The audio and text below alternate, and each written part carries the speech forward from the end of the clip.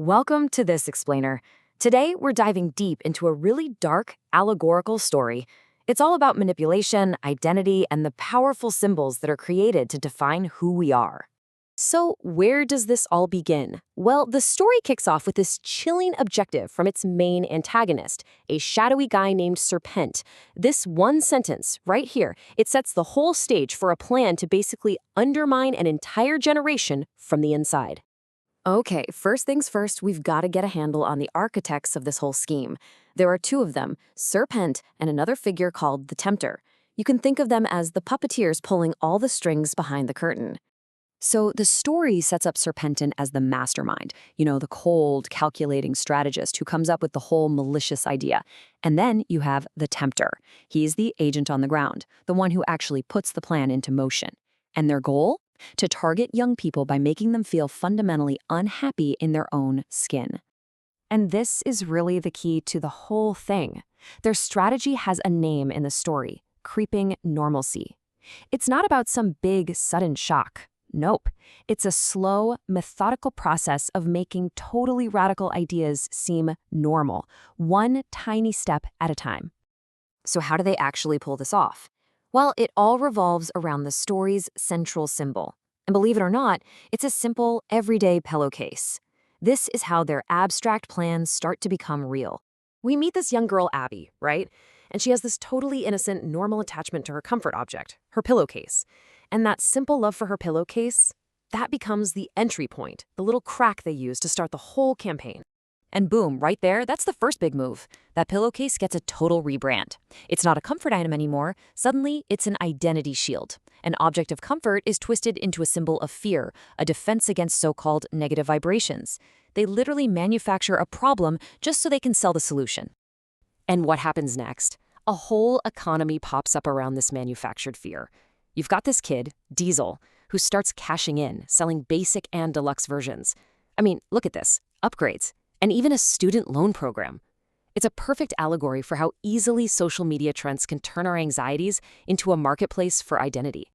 Okay, but here's where it gets really methodical. The story lays out the villain's game plan, step by step. And it's not really about the pillowcases. That was just the foot in the door. So, here is Serpent's 5-step plan. First, you start with something everyone already accepts, like ear piercings. Then you start pushing the boundaries, lower the age, add more piercings, put them in new places. You just keep moving the goalposts until the whole idea of what's normal for your own body starts to dissolve. And the end game? It's laid out right here. The whole point is to flip the script completely, to get to a place where the new, radical thing is the norm, and what used to be normal is now seen as the weird thing. But here's the thing, the villains can't do this alone. The story makes it clear that their plan needs fuel, and that fuel comes from what it calls the affirmation machine. So who are the cogs in this machine?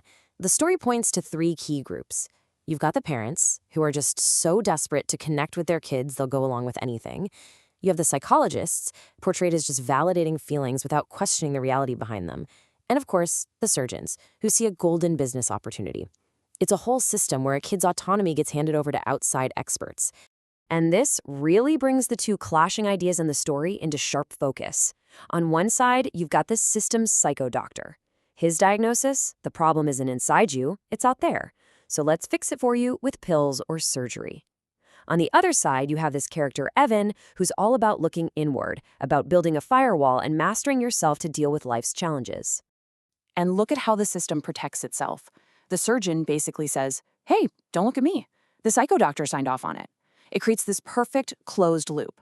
A feeling gets validated, and that validation becomes a green light for irreversible surgery, no questions asked. And once that loop is established, the solutions just get more and more extreme.